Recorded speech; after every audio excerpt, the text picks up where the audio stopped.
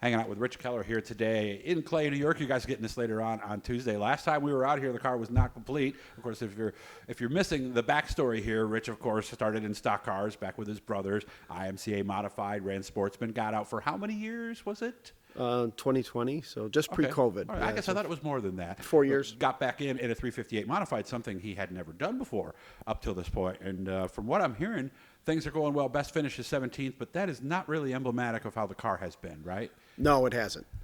Nope. The car's a lot better than what I anticipated, but with hard work, this guy standing back there, without him, I couldn't do it. So yeah, we've been very fortunate, Doug. We got the car handling pretty well. I think the car right out of the box was a lot better than the driver. He had some rust to take care of, and get some cobwebs worked out. So I got that. More lap times. Did the practice early on.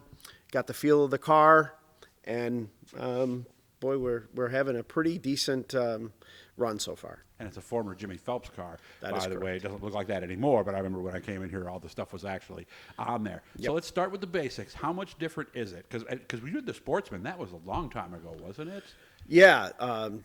Chad, my son, brought that to my attention. We were laughing and joking because the IMCA was like 4 years ago, and the Sportsman was 22 years ago. That long? I didn't realize it was that. So this is that was a 97 Troyer. Oh, wow. That was pre-IMCA days. Yes. So that was, I think the last year we ran the Sportsman was 2002. Okay. Because I remember you almost made the Victoria. Yes. That time. That's right. So it's obviously got to be a totally different animal. They're today. not even remotely the same car. Yeah, might as well call it something different, huh? Totally. The Northeast Modifieds have involved just like any other racing division, with the coils and just what the car's capable of doing now, technology. And so they're a lot different. Does it drive almost like the IMCA in the aspect of having to drive it hard to get it to work? Yes. There's a slight similarity, very slight, in the fact that we're in the center of the car. Our roll center is much higher in these cars. The IMCA was low left, right? Independent front suspension, full roll, bird cages that totally were movable. These are stationary. So these cars really like to drive off the right front. You really drive it in hard on the right front, and that's kind of pure lets the car through the corner, if you will. So there's slight similarities as far as the way the suspension is working, but then they're totally different as far as how the car handles. Because what a lot of guys have told me is when they went to the short rods and the coils, that you can no longer just get off it, wait for it to settle, and then roll back on the gas. Are they right? They're 100% right. Okay. Yeah, you're constantly on the bars. The car works under movement. So the rear end is steering on the bars, right? And the right front is pivoting the car, so the rear end can do all that work. And that's how you kind of your momentum pushes you through the corner. Okay, so we're getting the hang of it. Yeah. All right. 'Cause I've seen some people. I'm going to use Bob Bennett as an example. I know you see he's getting closer, but he talked about that too, about how much harder it is to drive these cars than 10, 15 years ago. I think for me personally, the biggest thing that made me keep getting better was trusting the car. Gotcha. The car will do what you want it to do. You just got to realize that it's going to do it and just put her down. Go for it. Get her in there and make it happen. I was talking to Bob too. He told me you looked really good a few weeks ago. You led a bunch of laps.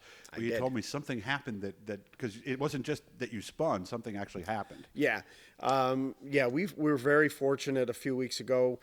We led 27 laps, and the car was really handling well. I was doing pretty decent. I was running the high line. The car was really going through the corners well.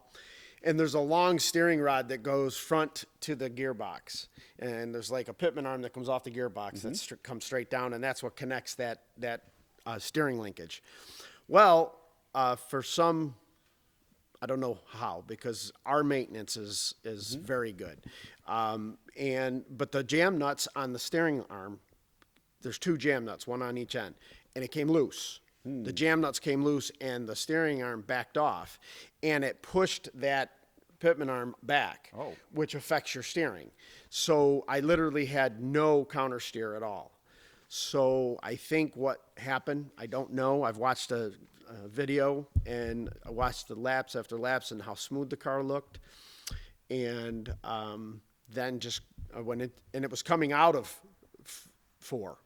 Okay. So it wasn't like I was in the apex or anything like that and I lost the car. It was literally coming out, and the car just, it felt to me like somebody had just put like ice underneath all 4 tires, and the car just spun. Huh? It just spun with no warning, nothing. I was under throttle and it just came around. Come to find out, I had so I don't think the car set. I don't think it was able to get over. Okay. And I think the car just was flat when I went in, and it just had no drive. It had nothing underneath it. That's the only thing I can think of. I could be 100% wrong, but it was weird. It was very weird and very sad. Could that have been a win? You know, there's so many fast cars in this class at Fulton Speedway. Well, I know people were watching. I mean, what did they tell you? Well, the car was kind of backing up a little bit. Okay. I think my tires were going away a little. I don't know if I could have held off for 8 more laps. I think I could have. Woulda, coulda, shoulda, right? Or I think I can. That whole mentality. Jimmy Phelps and Tim Merciers were coming. Matt Caprera was right there, and so wasn't Chris Mackey. Those guys were all right there. So could have I held them off? You say you held them off for 27. Could they got by you? Who knows? Yeah, they might have been fading too. If the car if that didn't happen, I don't know as if my car would have backed off as much as it did at the same thing, and maybe I would have been faster. Yeah. Up to that point, the car was slowing up for a reason.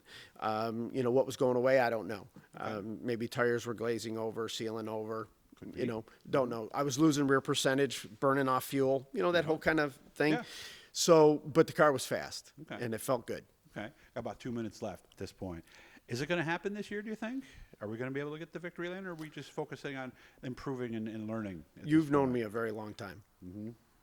I don't get into my race car because I want to finish second. I know.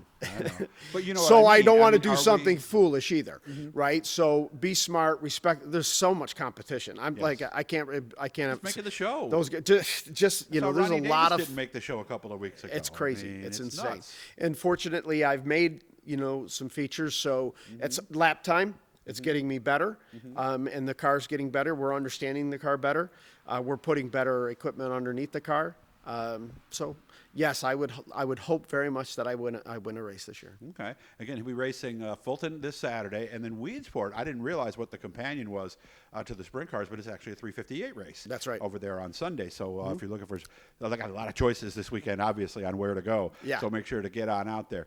Just a little over a minute at this point. Sum up the season so far. I mean, 1 to 10, we're extremely happy. 1 where we're not happy at all. Where would you put that number?